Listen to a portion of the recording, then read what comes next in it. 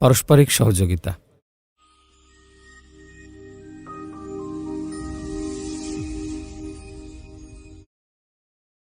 আসসালামু আলাইকুম ওরহমতুল্লাহি ওবারাকাতুহু। সুখময় দাম্পত্য জীবন গড়তে এ পর্যায়ে আমরা আরও কিছু বিষয় আলোচনা করব। স্বামী স্ত্রীর পারস্পরিক কাজে সহায়তার চর্চা সম্পর্কের মাঝে আস্থা ও সহমর্মিতা তৈরি করে।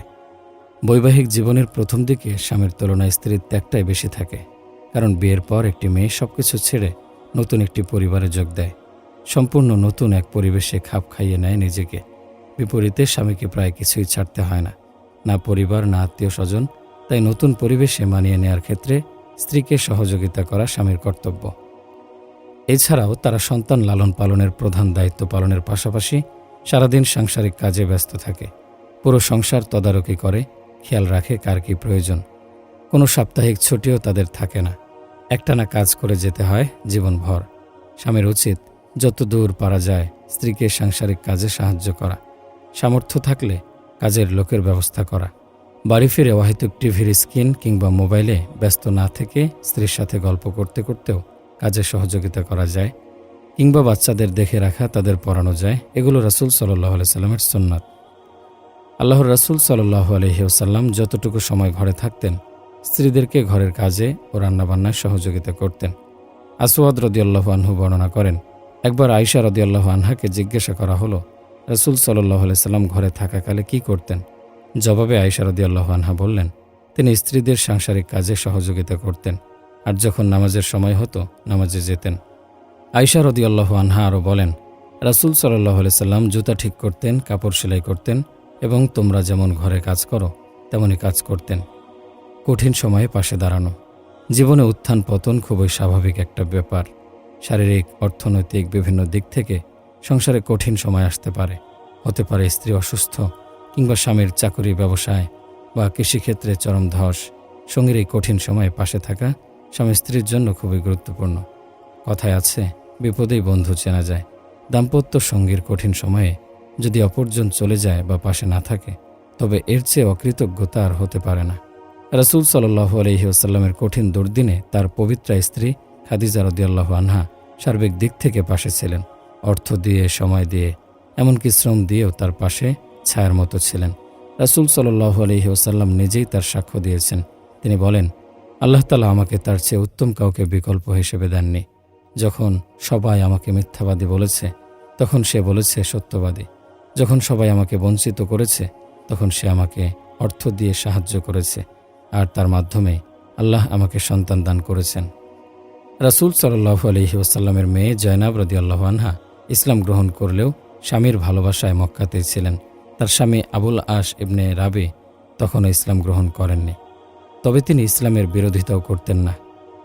বদর যুদ্ধের সময় আবুল আস মুসলিম বাহিনীর হাতে বন্দী হন। এই খবর শুনে জয়নাব রাদিয়াল্লাহু আনহা স্বামীর মুক্তিপণ হিসেবে নিজের গলার হার মদিনায় পাঠিয়ে দেন। হারটি জয়নাব রাদিয়াল্লাহু আনহার বিয়ের সময় তার মা খাদিজা রাদিয়াল্লাহু আনহা নিজ গলা থেকে খুলে উপহার দিয়েছিলেন। রাসূল সাল্লাল্লাহু আলাইহি সাল্লাম এই হার দেখে নিজেকে নিয়ন্ত্রণে রাখতে পারলেন না। অশ্রুতে ভরে উঠল তার চোখ। তিনি সাহাবীদের বললেন, তোমরা যদি রাজি থাকো তাহলে এই হার ফিরিয়ে দাও এবং বন্দীকে মুক্তিপণ ব্যতীত মুক্ত করে দাও। এই ঘটনা থেকে স্পষ্ট হয় নবীজির মেয়ে তার স্বামীকে কতটা ভালোবাসতেন।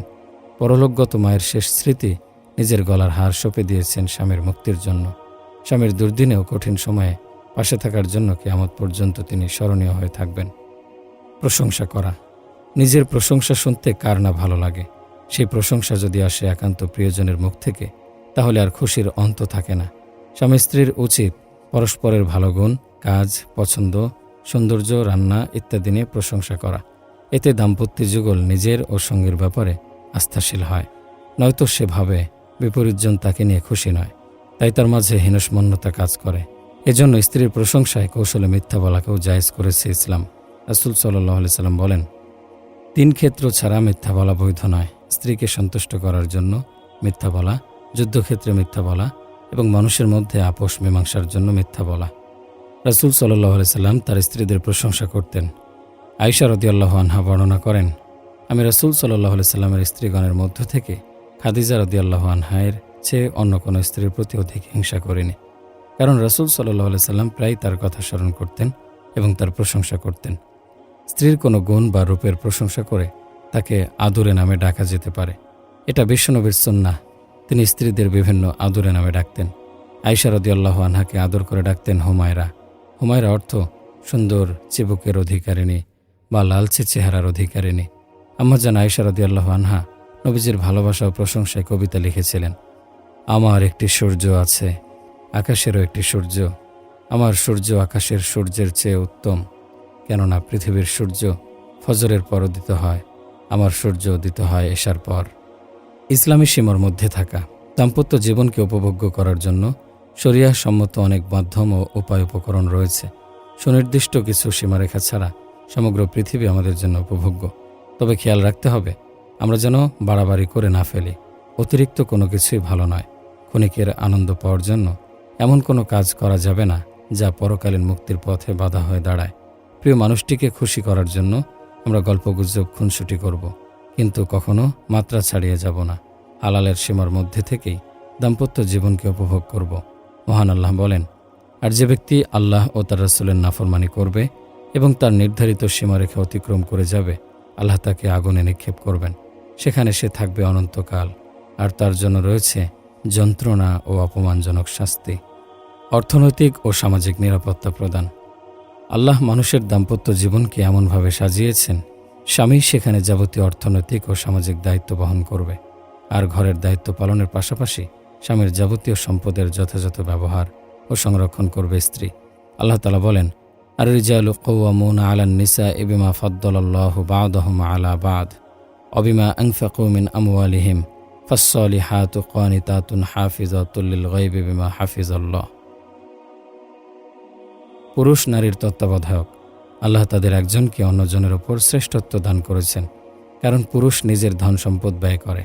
কাজেই সতীসাধী স্ত্রীরা আনুগত্য পরায়ণ হয় এবং পুরুষদের অনুপস্থিতিতে আল্লাহর হেফাজত ও তত্ত্বাবধানে তাদের অধিকার সংরক্ষণ করে থাকে।